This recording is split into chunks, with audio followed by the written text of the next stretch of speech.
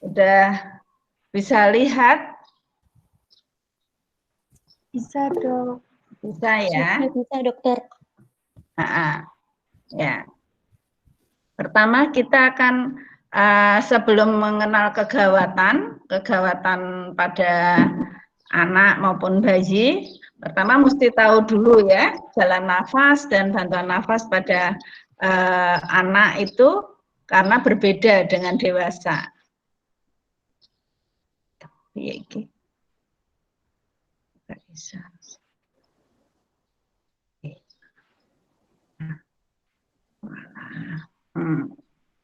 Ya, jadi pada anak sama dewasa itu berbeda, ya.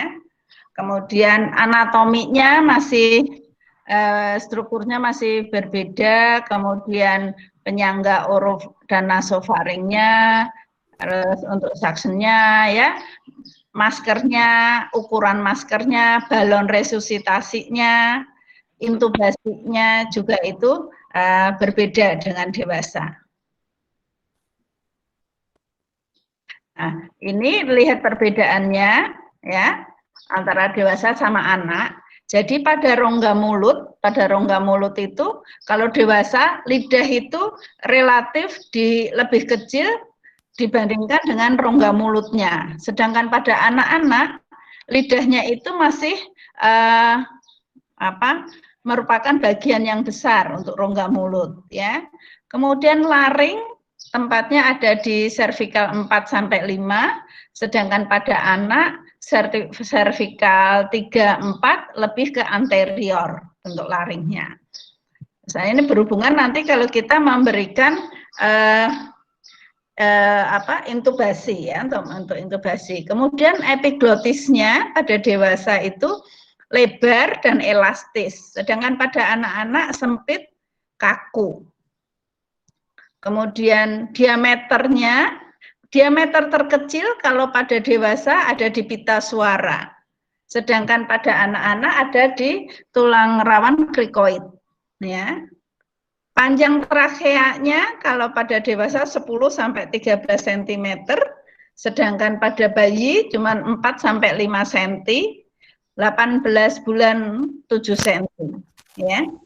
Jadi terlihat perbedaannya. Ini berhubungan dengan kalau kita memberikan resusitasi ya, mesti tahu. Nah, seperti ini gambarnya ya. Pada dewasa sama pada anak-anak. Ya, kalau dilihat di situ menyempitnya kalau pada dewasa ada di di pita suara, sedangkan anak-anak pada krikoidnya. Kemudian jalan nafas bawahnya diameternya lebih kecil, tulang rawannya lebih sedikit.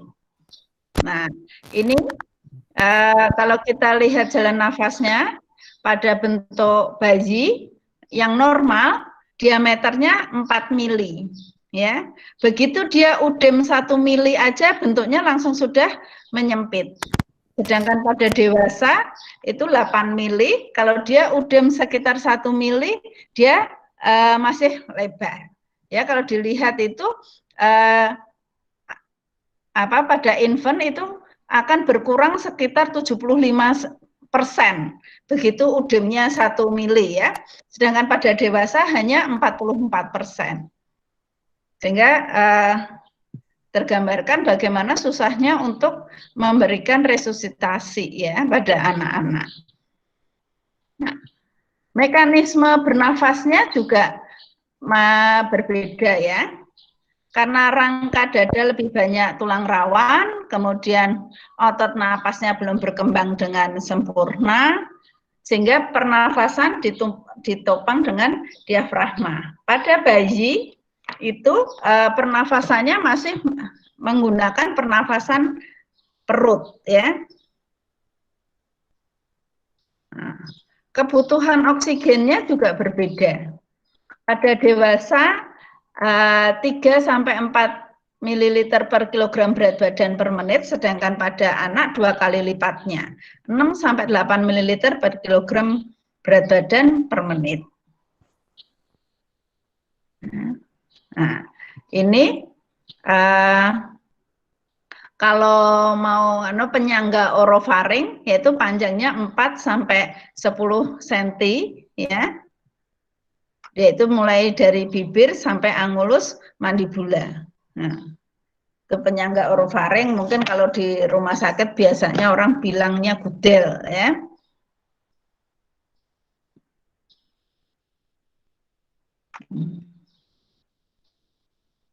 Nah, ini posisinya kalau mau melakukan intubasi.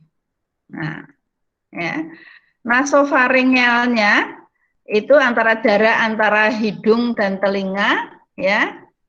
Diameternya lebih kecil dari diameter pada hidung, ya, harus dikasih pelumas, jangan dipaksa.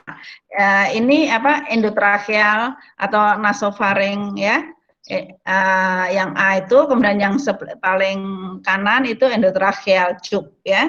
Itu untuk intubasinya. Ya, kita bisa melewatin hidung jadi nasofaringeal RW, ya, atau bisa lewat mulut. Jadi caranya gimana? Jangan dipaksa, ya. Boleh dilakukan pemasangan intubasi mana kontraindikasinya kalau ada fraktur basis kranii atau ada kebocoran pada LCS, ya. Pada waktu suction, ya, suctioning itu ventilasinya harus dengan oksigen 100%. ETT, ya, endotracheal tube harus steril. Kemudian waktu hisap harus kurang dari 5 detik untuk suctionnya, ya. Komplikasinya apa? Hipoksia, refleks vagal akan menyebabkan bradikardi. Nah, masker resusitasinya pada anak ada beberapa ukuran, ya. Jadi ukurannya dilihat itu maskernya harus menutupi dagu hingga pangkal hidung, ya. Tidak menekan mata, harus tembus pandang, jadi bisa ngerti kalau ada perubahan warna pada bibir, misalnya jadi cyanosis, ya, seperti itu. Nah, ini kalau di anak ukurannya dari yang paling kecil untuk neonatus yang BBLR, kemudian sampai ke anak-anak, ya, atau remaja. Kalau remaja sudah ngikutin masker yang dewasa.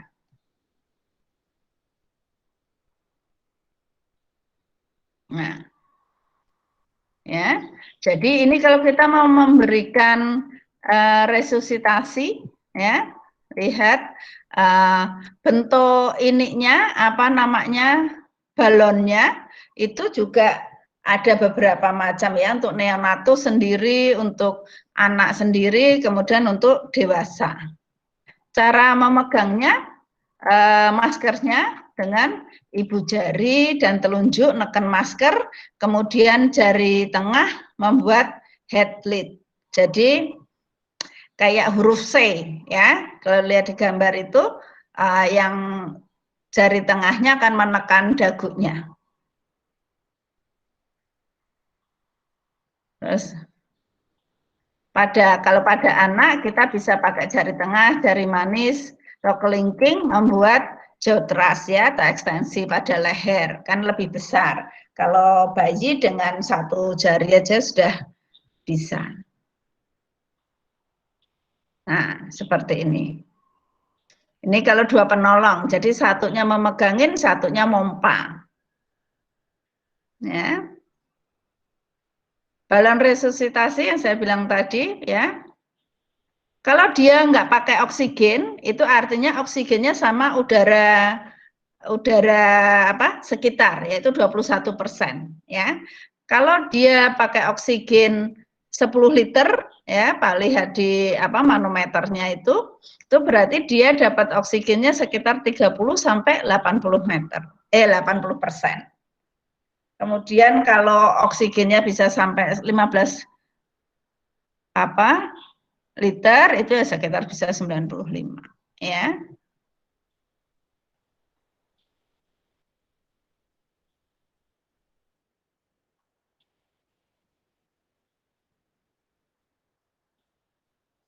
Nah, ini pada untuk resusitasi itu ada balon yang tidak mengembang sendiri, ya. Kita memberikan oksigen secara kontinu, konsentrasinya lebih terukur, kemudian dapat merasakan compliance-nya.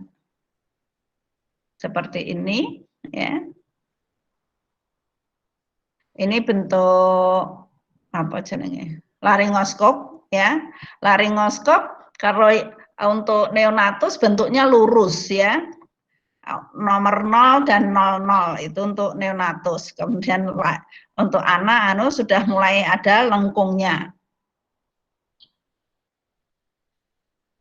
Nah, ini kita milihnya pakai pipa endotracheal nomor berapa, ya.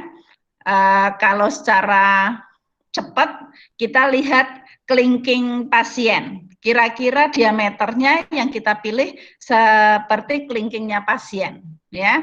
Atau kita bisa ukur berapa umurnya dibagi 4 ditambah 4. Itu kurang lebih ukuran diameternya. Ya, nah, jadi diameter pada endotracheal tube ini ada mulai 2,5, 3, 4, 3,5, 4, pasang seperti itu, ya. Ini ukurannya. Nah, kalau kita cepat-cepat ya lihat, bandingkan diameternya sama kelingking pasien, itu kurang lebih hampir sama. Kemudian seberapa panjang yang kita masukkan, ya. Kalau kita memasukkan dari mulut, kurang lebih kita bisa umur pasien dibagi 2 ditambah 12, kira-kira segitu, ya. Kalau lewat nasal ditambahnya 15. Nah, itu panjang dari endotracheal tube-nya. Ini teknik intubasinya, ya. Kita memberikan ventilasi, kemudian oksigenasi, kemudian manuver selik, yaitu kita untuk menahan trachea biar tidak gerak-gerak, ya. Kalau perlu dikasih sedasi untuk relaksasi, ya. Pilih alat dan ukuran yang sesuai. Tadi sebelum kita melakukan harus disesuaikan alatnya. Jangan lupa uji fungsi alat. Tiba-tiba maskernya bocor atau katupnya pada balonnya rusak, seperti itu, ya. Nah, kemudian posisi kalau kita mau melakukan itu harus posisinya seperti ini, yang di C, ya, gambar C. Jadi buat aksis mulut, trachea, faring segaris, ya.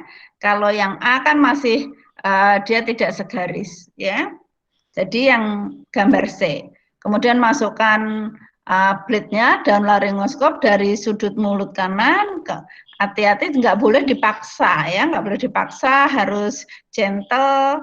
Kemudian jangan lupa stabilisasi kepala, leher, ya. Terus nggak boleh dicungkil. Kalau udah masuk gitu gentle, harus diangkat, bukan dicungkil, ya. Nah, seperti ini. Jadi kita laringoskop dimasukkan, ya, lurus di bawah epiglotis. Nah, kalau lurus untuk neonatus, ya, biasanya. Sedangkan kalau dia yang sudah lengkung, anak sampai dewasa, bisa di valleculanya. Nah, habis sudah masuk situ, kemudian diangkat, ya, bukan dicungkil gitu, bukan di.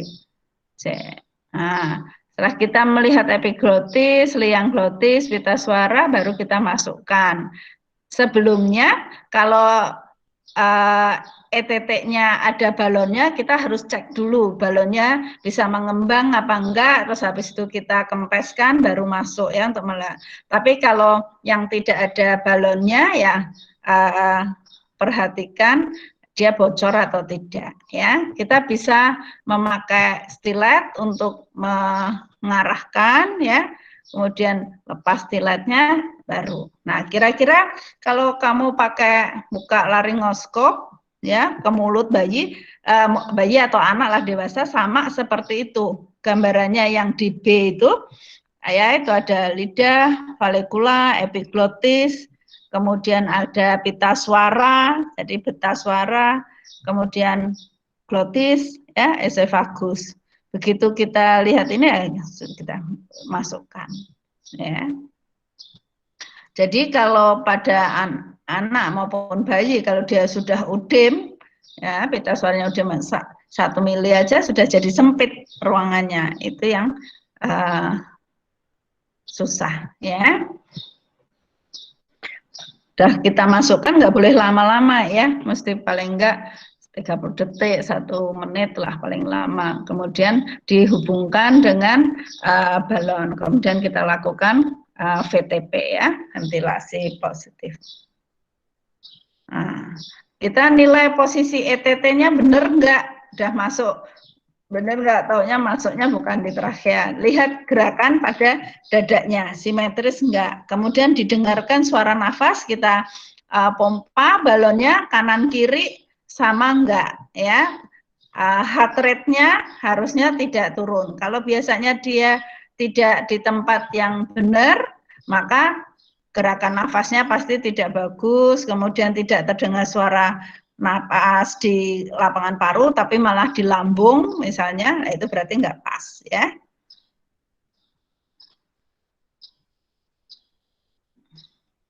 Nah ini kalau 2 penolong. Ya. Komplikasinya apa? Komplikasinya kalau kita memberikan resusitasi seperti ini akan terjadi aspirasi, ya, bradikardi, bisa kingking itu nekuk, maksudnya pneumotorak, ya, salah letak tentunya, hipoksia, obstruksi, trauma bibir yang paling banyak terjadi, ya, jadi perdarahan lidah, gigi sampai giginya lepas, kadang itu nggak boleh dipaksa kalau melakukan ini, ya.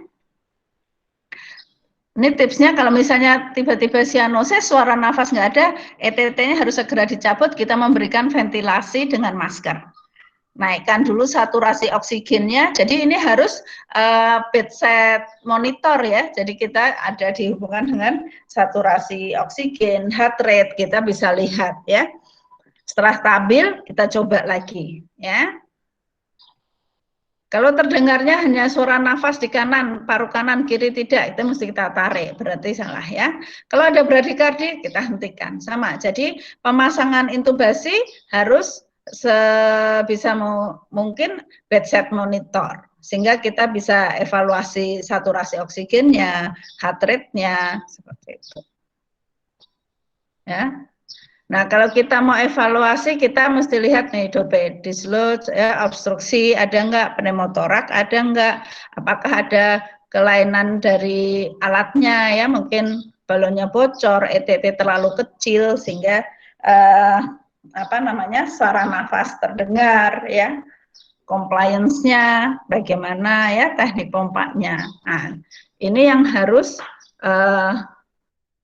dilakukan kalau kita selesai melakukan resusitasi.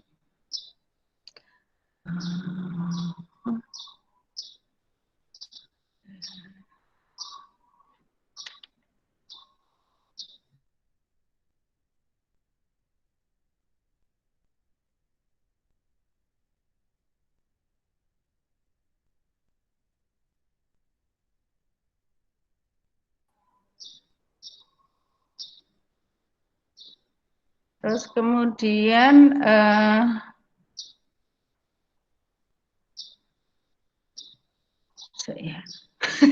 ini yang kedua tentang mengenal kegawatan. Aduh. Tapi sebentar ya, kok aku tidak bisa. Aku panggil bantuan.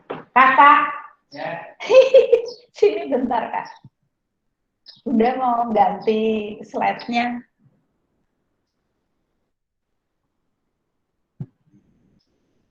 Ini kan udah nih Kak. Nih mau Bunda mau ganti ini. Iya. Ini aja. Ini. Terus? Ini udah ganti nih, sana otomatis. Masa sih? Udah terlihat tentang menilai anak dalam keadaan gawat darurat? Sudah, dokter. Ya, maaf ya, gaptek.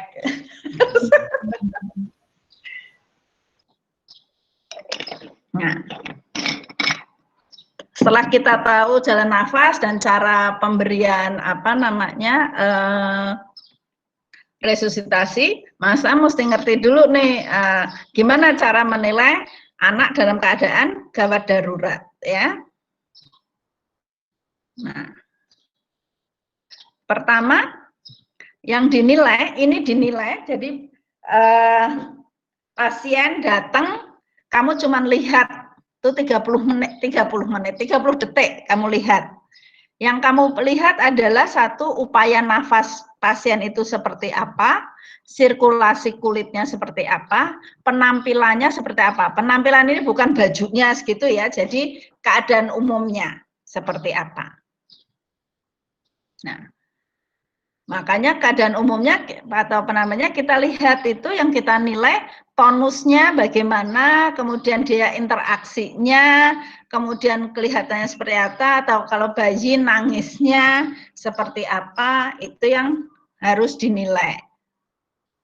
Ya, nah seperti ini. Ini kalau pada anak ya. Kemudian kalau upaya nafas, apa yang dinilai? Kamu mesti lihat ada nafas cuping hidung apa enggak, ada retraksi apa enggak, posisinya dia abnormal apa enggak, ya, posisi duduknya, ya. Kemudian ada suara nafas abnormal yang kamu bisa dengar atau tidak. Ini semua belum memakai alat ya, kamu hanya melihat, baru melihat pasien ini, dan itu kamu nilai dalam waktu 30 detik. Nah, seperti ini misalnya.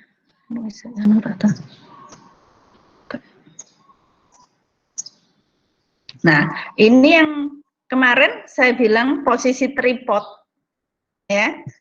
Jadi dia duduk dengan tangan kedua tangannya berpegangan, ya. Kalau dia sesek sekali mau gagal nafas, itu salah satu posisi namanya posisi tripod. Ini yang seperti ini ya. Kemarin kalau masih ingat ya. Nah ini kalau bisa dilihat sesek ini, tapi kok nggak bisa diputar video ini. Nah ini. Nah, ya di sini ada retraksi subkostal ya. Kalau retraksi subkostal pasti ada retraksi suprasternal. Ini posisi sniffing, jadi dia bungkuk gitu untuk lebih nyaman. Ini posisi tripod. Ini anak sesek, orang yang sesek sekali itu sampai seperti ini. Ini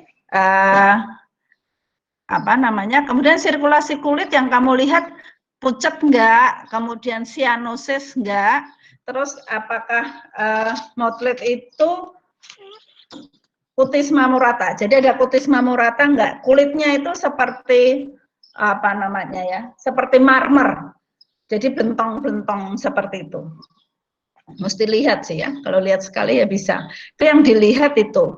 Jadi keadaan umumnya, upaya nafasnya, sirkulasi kulitnya seperti apa. Itu kamu lihat dalam 30 detik. Ya.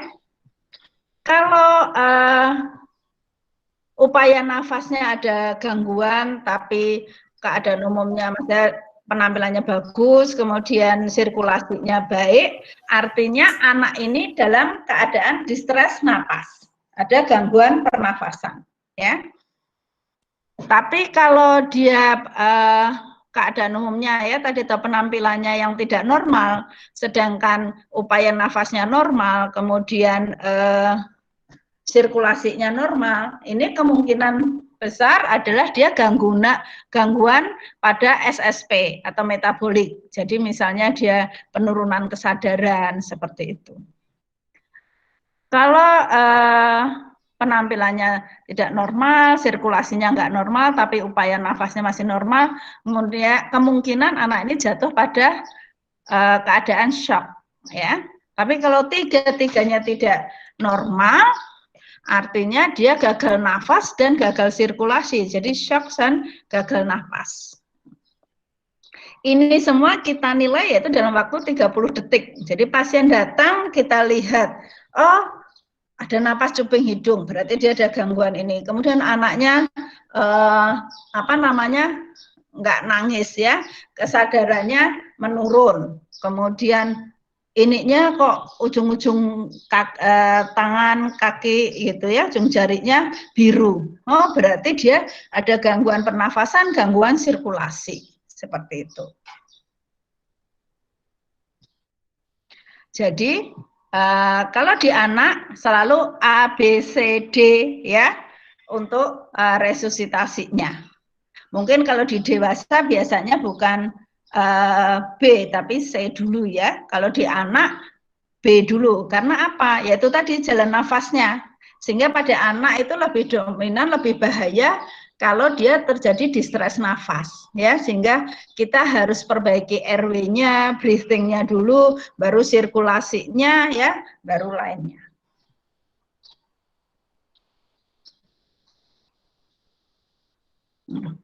Kalau penilaian jalan nafas, cara menilai jalan nafas, kalau ini kita sudah memeriksa ya. Tadi kita lihat, oh ada nafas cuping hidung, misalnya sirkulasinya baik, penampilannya baik, berarti dia ada gangguan distres napas ya. Distres napas kita mesti lakukan, sehingga kita lakukan pemeriksaannya.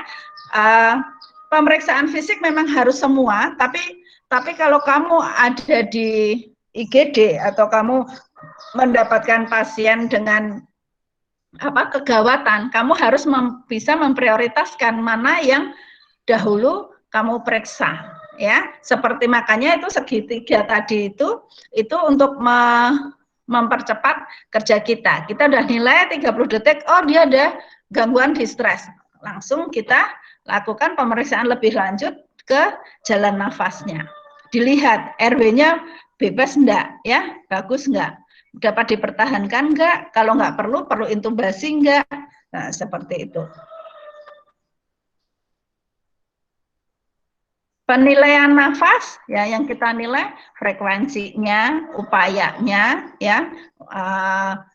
Ini frekuensi kamu harus ngerti per kelompok umur ya, per kelompok umur. Untuk neonatus seperti yang pas pneumonia kemarin saya bilang, neonatus berapa frekuensi nafas normalnya, balita berapa, remaja berapa, ya itu mesti tahu. Sehingga kita bisa ngerti ini takipnu atau bradinu ya. Nah ini frekuensi nafas sesuai usia ya. Ini mesti ngerti, mesti hafal.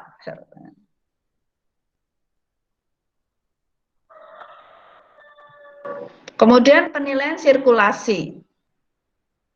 Penilaian sirkulasi tentunya juga sama, frekuensi nadi ya, heart rate. Kemudian perfusi. Perfusi kita lihat kualitas nadi perifernya gimana, kuat angkat atau tidak, cepat atau tidak. Oh, udah. Kemudian perfusi kulitnya, dilihat kulitnya warnanya ya, kesadarannya itu sama. Itu untuk perfusi perifernya. Kemudian tekanan darah. Nah, tekanan darah seperti saya bilang, untuk cara memeriksa tekanan darah yang paling harus diperhatikan adalah mindsetnya ya, dan caranya. Aduh, iya itu.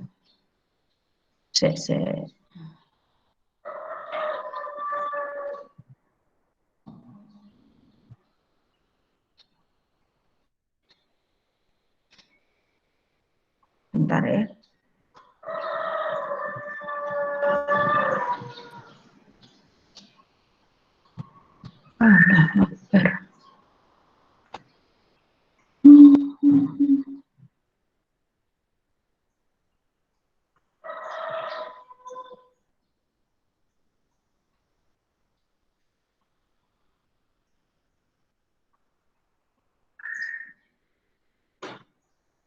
Nah,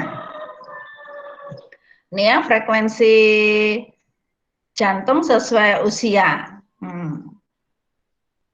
Ya, jadi normalnya ini harus hafal juga. Jadi kita tahu dia bradikardi atau enggak, takikardi apa enggak, ya. Kemudian meraba pulsasi, mau lihat nadinya kuat, kemudian apa namanya isi dan tegangan cukup, misalnya kita lihat isi nadi perifer di pergelangan misalnya ya, atau di akral bisa. Kemudian perfusi kulit kita lihat suhu akralnya dingin enggak, kemudian capillary refill-nya, jadi apa namanya waktunya kurang 2 detik atau tidak atau lebih dari 2 detik ya, warna kulitnya seperti apa. Ini uji refill capillary, tidak harus di jempol ya. Tidak harus di jempol. Kalau pada neonatus, bayi jempolnya itu kecil banget. Jadi susah. Kita bisa neken, misalnya di telapak. Kita tekan dalam waktu 2 detik, dia akan kembali ke warna semula lebih dari 2 detik atau tidak. Tapi ingat, ini kaki nggak boleh diangkat melewatin jantung. Jadi lebih tinggi dari jantung. Jadi harus sejajar, kemudian kita tekan bisa di situ, bisa di dahi ya.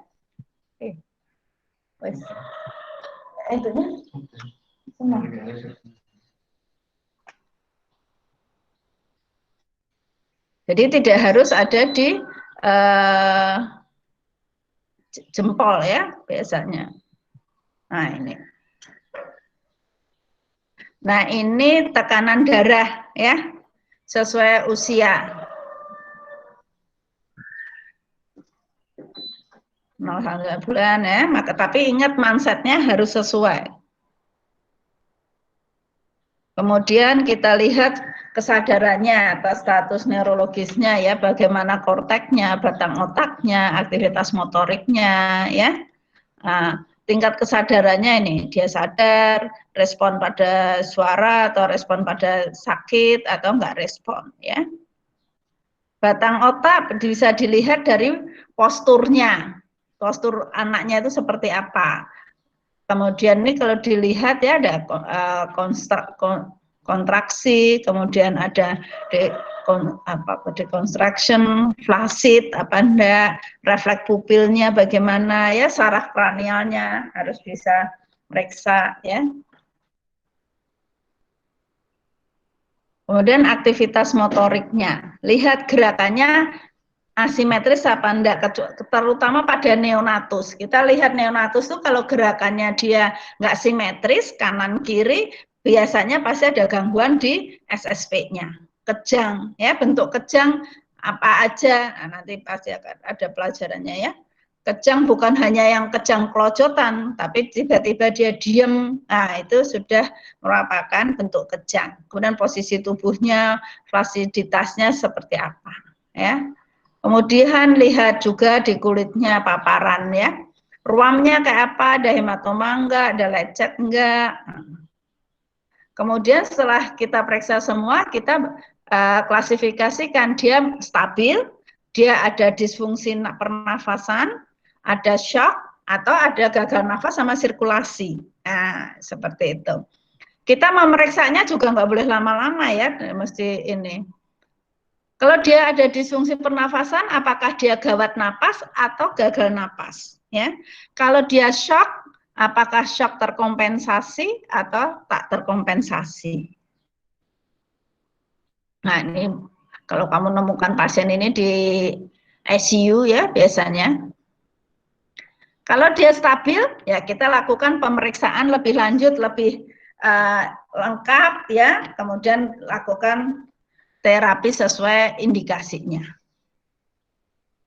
Kalau dia ada gangguan disfungsi pernafasan, ya, kalau dia gawat napas, sama gagal nafas kita beda. Kalau gawat napas, biarkan dia di pangku ibunya, atau biarkan dia pada posisi nyamannya ya, terutama untuk anak-anak balita. Ya, kemudian kasih oksigen, puasakan, dipantau sambil kita mencari kita melakukan pemeriksaan ya, pemeriksaan lebih lanjut, kita lihat penyakit lebih lanjutnya. Tapi kita harus segera memberikan yang pertama oksigen ya. Kemudian kalau jadi gagal napas, kalau pasien benar gagal napas, nggak kita harus pisahkan dari ibunya atau orang tuanya, kemudian kita harus pertahankan jalan nafasnya, oksigennya kita kasih 100%, kalau perlu kasih ventilasi, ya, baru kita lakukan akses vaskulernya. Jadi setelah kita memeriksa tadi yang 30 detik pertama, oh gangguan pernafasan, langsung kita lihat ini, periksa kan, periksanya juga cepat ya, pernafasan. Oh dia gawat napas atau gagal napas. Kemudian lakukan oksigenasi dulu. Nah ini kalau anak di pangku ibunya ya, kadang dia kalau dipisahkan dari ibunya, kalau dia bukan gagal nafas, dia masih berontak, tambah dia nangis, tambah dia sesak ya.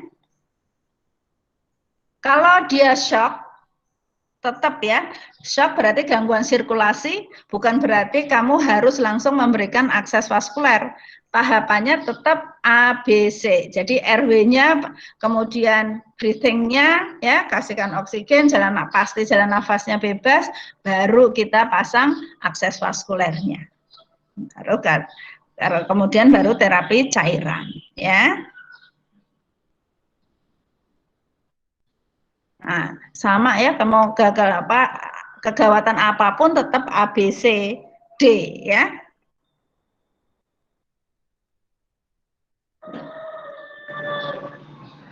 Itu untuk kegawatan napas ya.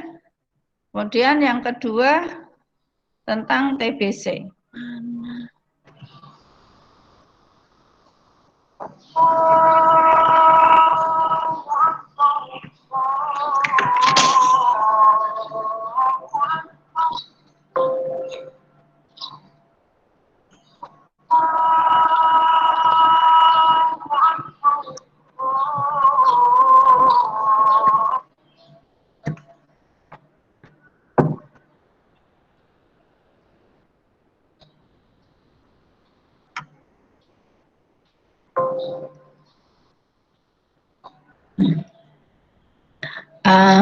Sudah terlihat TB anak?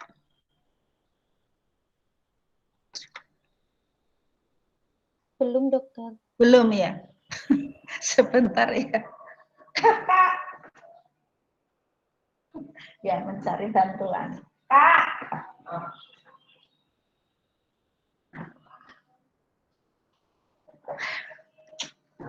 Ini ganti. Belum bisa. Belum bisa. Di mana sih kakak lihatnya?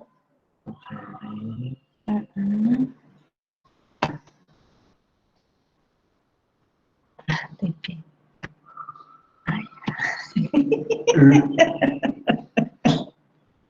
Kasih. Udah ya? Udah terlihat? Sudah, dok. Oke. Sudah, dok. Ya, maklum ya.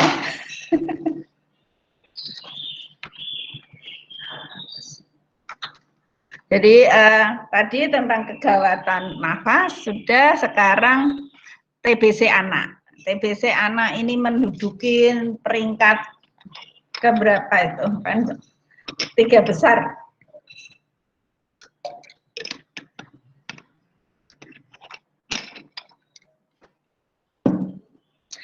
Nih daerah kita Indonesia masih ini ya, endemis.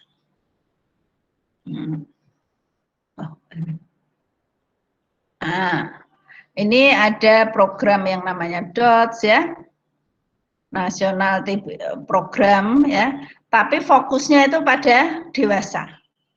Anak-anak itu bagian kecil sehingga programnya biasanya bedakan ya. Masalah utama pada TB anak ya, pada ini adalah karena manifestasi pada diagnosisnya. Banyak yang overdiagnosis, ya, banyak overdiagnosis, kemungkinan besar karena memang manifestasi klinisnya itu nggak spesifik seperti orang dewasa, ya. Kemudian untuk diagnostiknya, spesimennya juga sulit didapat, ya. Kemudian untuk treatmentnya juga keteraturannya biasanya putus obat itu juga lebih sering, ya, karena kita makanya edukasinya ke orang tuanya harus lebih bagus. Kemudian multi drug resisten mulai banyak muncul, ya.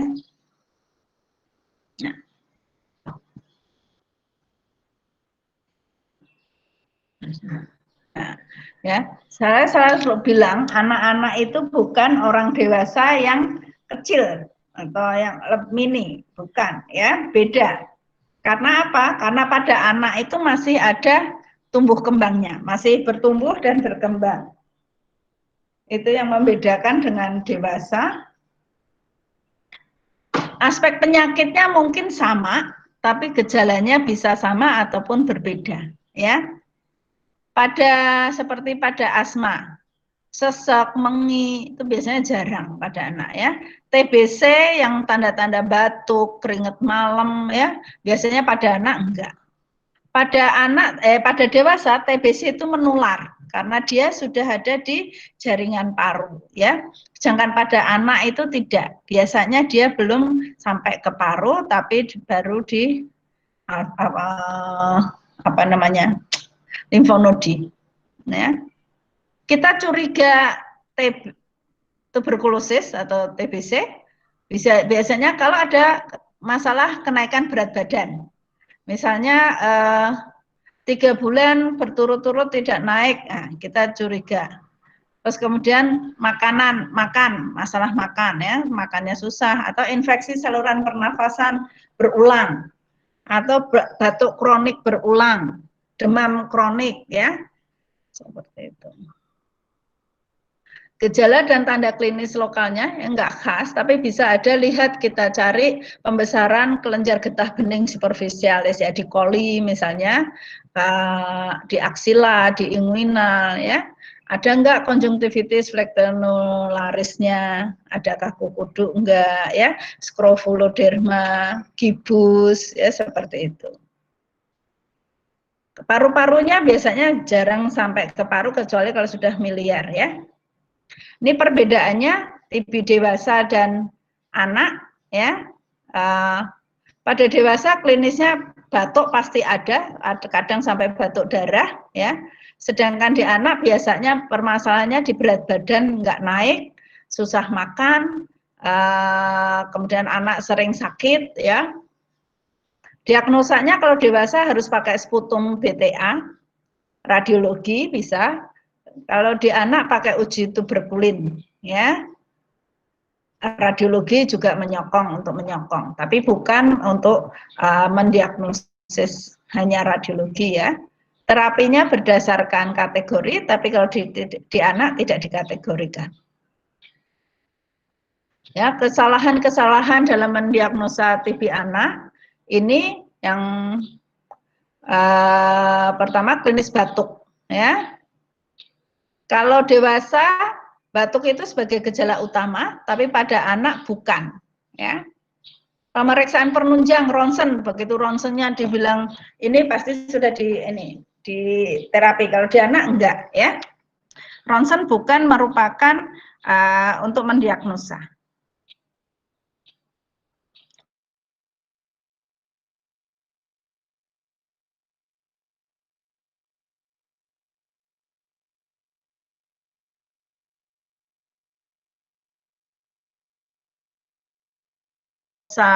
Anak ini dengan TBC, dia harus minum obat sampai minimal 6 bulan, ya. Nah, ini, ya, alat diagnostiknya. Kalau pada dewasa dia bisa pakai pemeriksaan pakai sputum, dibiarkan, sedangkan pada anak enggak, tapi kita pakai mantuk tes, ya. Nah, dilihat nih mantuk tes. Nah,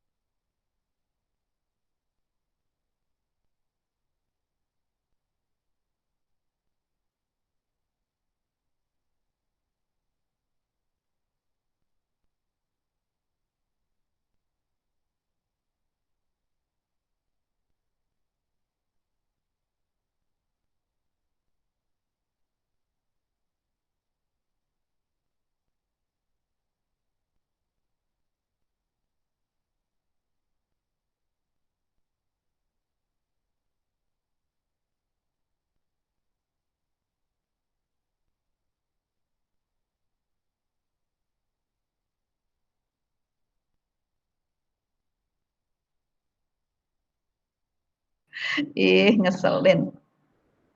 Mana yang dipresentasikan? Ini.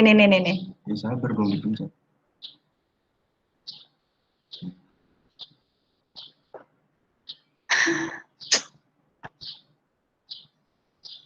Tadi. Itu tuh, eksploitasi sini aja lewat situ bisa. Ini tadi ya? Iya. Kasihan mereka 12:30 ada acara. Ya. Jadi yang ini saya cepetin aja seperti tadi sebetulnya. Nah ini yang sering kesalahan-kesalahan ya, bilang TBC, KP, ada yang selalu yang banyak terjadi adalah flag ya. Ibu-ibu itu suka nanya, masa kena flag enggak? Nah, dia kalau dibilang, oh misalnya ya flag, dia bilang, oh dia enggak terlalu takut. Tapi kalau dibilang TBC, dia ketakutan. Saya suka, kalau ibunya nanya, flag enggak ya dok? Ya misalnya, kalau flag diobatin apa? Kalau flag obatnya apa? Obatnya rinso ya. Flag itu kan artinya bercak atau noda, ya kan? Nah, noda. Kalau anti noda ya rinso, saya bilang. Jadi ini kesalahan-kesalahan pada masyarakat yang mungkin. Jadi kamu nggak boleh juga malah mengikuti ya. Masih sering koas saya lihat itu dia bilang flag nggak Bu, ada flag di keluarga nggak? Nah seperti itu ya. Jadi kita harus meluruskan. Dan saya kasih tahu TB anak itu TB primer ya, primer biasanya. Makanya enggak khas ya, dan makanya dia tidak menular, tidak seperti pada dewasa. Ini tadi sama. Nah ini apanya namanya bagannya ya, patofisiologinya. Masa inkubasinya harus ngerti ya, timetable Walgreen ya. Ini patogenesisnya mesti ngerti sehingga kamu imunisasi BCG kapan harus mengevaluasi seperti itu. Nah ini ya mesti ngerti dalam berapa lama dia ininya perjalanan penyakitnya ya.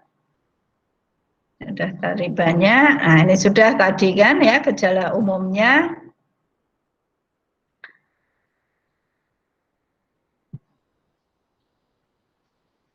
Ini pada TBC ya Pak, bukan hanya di ini, kalau bukan hanya di saluran nafas, kalau pada anak-anak bisa pada kulit yang tadi gambarnya skrofuloderma, bisa gonitis ya, di sendi, bisa di otak atau saraf yaitu meningitis ya, kemudian bisa di mata ya, bisa kita lihat konjungtivitis plexinolaris.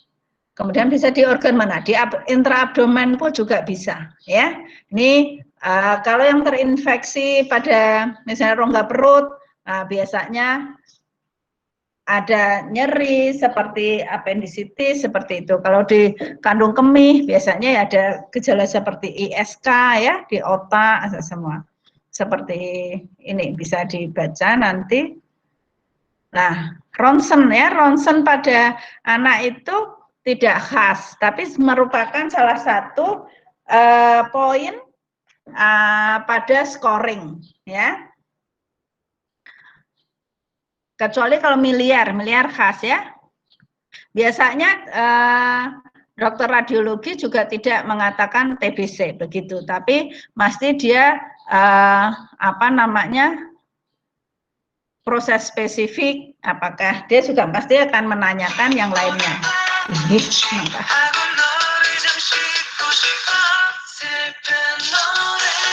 Kemudian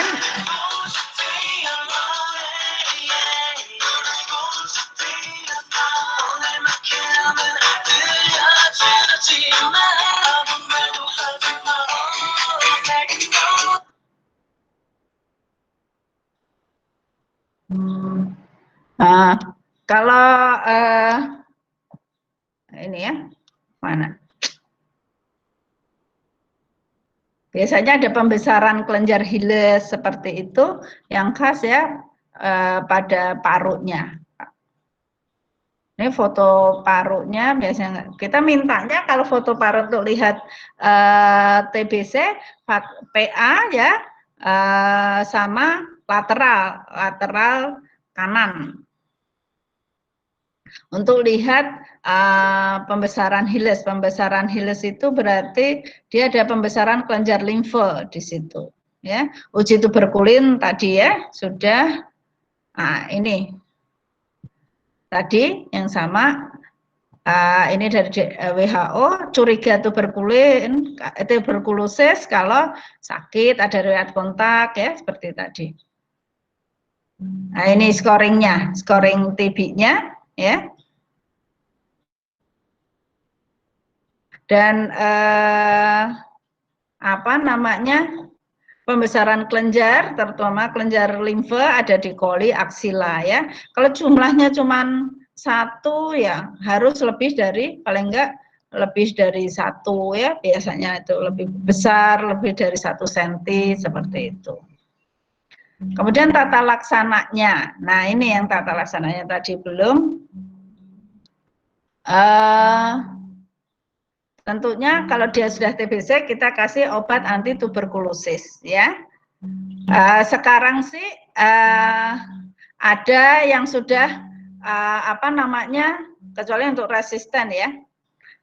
Obatnya sudah bukan satu-satu lagi, tapi sudah merupakan FDC ya, jadi satu. Jadi isinya INH, isoniazid, rifampicin, sama pirasinamid untuk 2 bulan pertama. Sedangkan untuk 4 bulan kedua itu isoniazid sama rifampicin. Jadi obat tuberkulosis harusnya ini semua yang ada di layar itu ya. Bentuk satu-satuan juga masih ada, tapi sekarang kita sudah ada memakai yang namanya FDC. Tinggal berdasarkan berat badan nanti berapa jumlahnya. Nah, ini ya pemberiannya. INH, rifampicin itu sampai 6 bulan, semua sampai 6 bulan, tapi pirasinamid hanya untuk 2 bulan. Nah, FDC ini sudah kombinasi, ya, sudah kombinasi. Ini isinya pada untuk yang bulan pertama rifampicin, INH dan pirasinamid. Itu 1 tablet isinya 75 mili rifampicin, 50 INH, 150 pirasinamid. Sedangkan pada yang untuk fase lanjutan itu isinya hanya isoniazid dan rifampicin.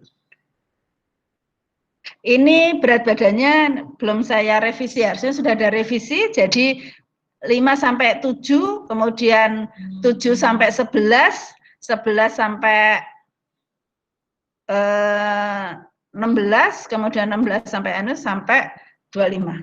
Ada revisinya ya. Tapi ini yang masih yang lama nih. Nah, setelah kita memberikan selama 6 bulan, tentunya kita harus evaluasi. Yang harus dievaluasi dilihat kalau kemarin ronsennya itu biasanya tetap atau bertambah buruk ya. Tuberkulinnya juga biasanya akan tetap, kita nggak akan mengevaluasi tuberkulinnya, tapi kita mengevaluasi klinisnya, paling ronsennya, biasanya ronsennya ada perbaikan, nah, seperti itu.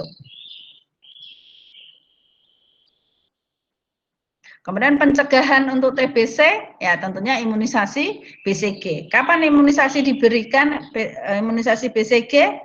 Pada umur 1 bulan atau sebelum umur 2 bulan, ya harus diberikan.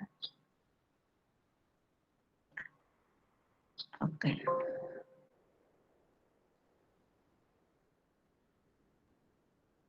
Nah, oke. Saya pikir itu tadi ya untuk TBC sama gawatan pernafasan. Ada yang mau ditanyain?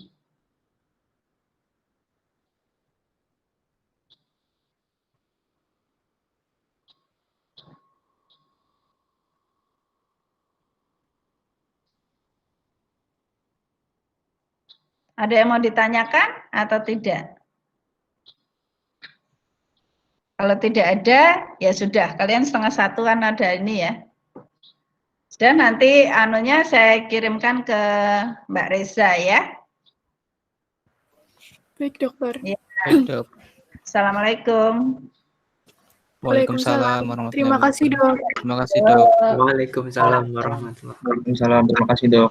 wabarakatuh. Waalaikumsalam. Makasih dokter. Makasih dok. Pak. Ngirim PPT. Ya, Waalaikumsalam. Makasih, dok. ngirim PPT. Ngirim PPT. Belum bisa. Ya. Itu WhatsApp. Keluar lagi. Itunya, ya.